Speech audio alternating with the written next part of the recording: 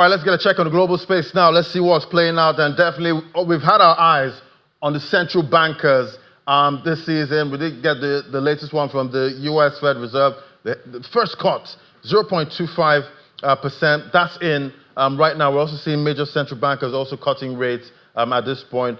But let's get a check on this latest rate cut and the impact in the U.S. For the U.S. housing market. And joining us to discuss that, we have Eze Okwodu, who's a realtor that practices right there in the U.S. Great to have you on the show, Eze. Yeah, you too. Thanks for having me back. I appreciate it. Fantastic. So I'm wondering, when you heard that very expensive good afternoon from Fed Chair Jerome Powell and the resulting cut in interest rates, what was your first reaction? Excitement. I've been waiting for this. Everybody's been waiting for this, and it boosted the morale. Between when the announcement was made to today, I received about 15 phone calls. People thinking about buying, people asking questions about refinancing. It just boosts the morale. So I'm really excited about it. Right. So I guess the impact for the housing market, I guess it's going to be good for demand. Oh yeah, definitely, definitely.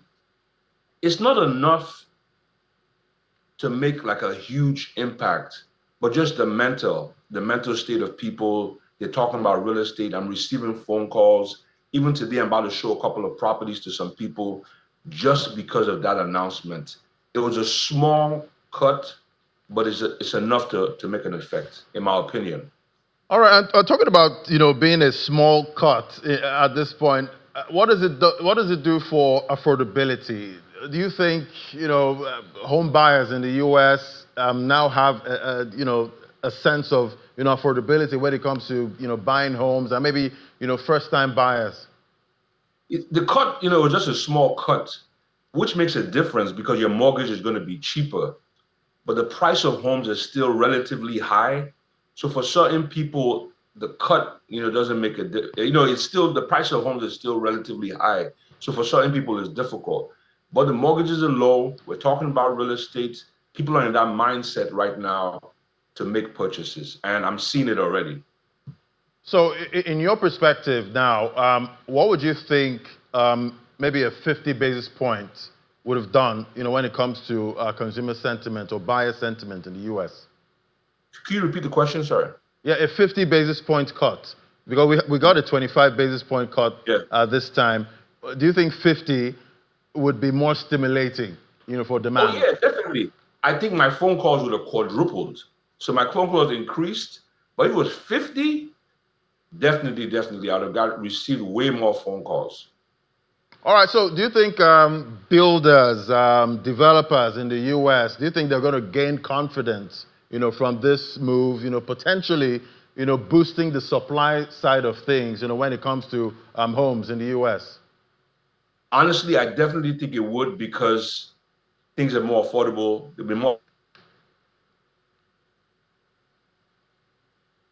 asking about brand new homes. Already people are having conversations about things like that. So we're expecting some more cuts, and when that happens, everything's going to be up and up. Right, and I know you sell a lot of houses in the U.S. What advice would you have for buyers, first-time buyers, right now, sellers trying to navigate this new interest rate environment? For buyers, I tell them, get pre-approved right now. Get pre-approved right now. Start shopping. Don't wait and say, okay, I'm going to wait for the interest rate to go down a little bit. No, get pre-approved right now. So when the opportunity arises, you could strike. And for sellers, there are buyers out here. You just need to price your property right. Price it at the right price. Don't be too greedy, and you sell your property. That's the advice I'll give.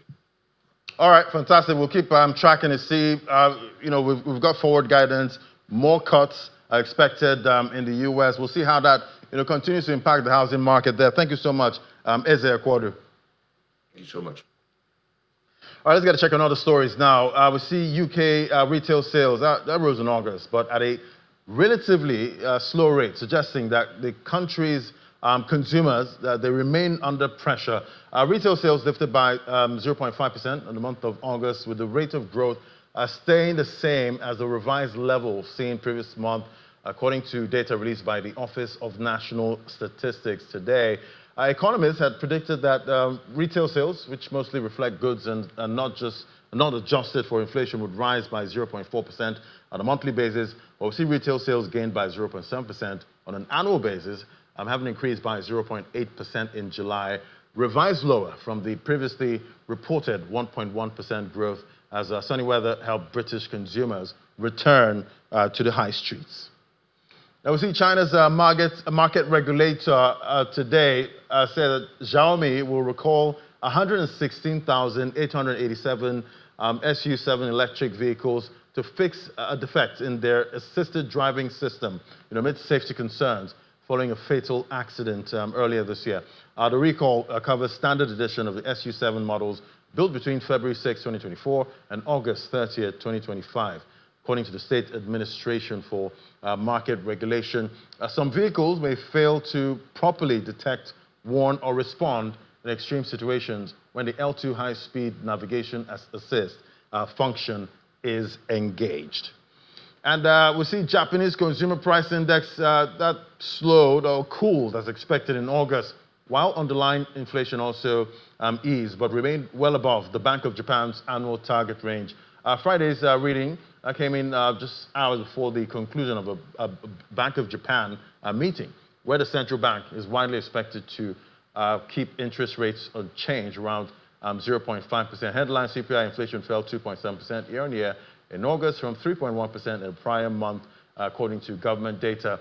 National core CPI, which excludes volatile fresh food prices, fell to 2.7% year on year in August, as expected, also retreating from a 3.1% print in July.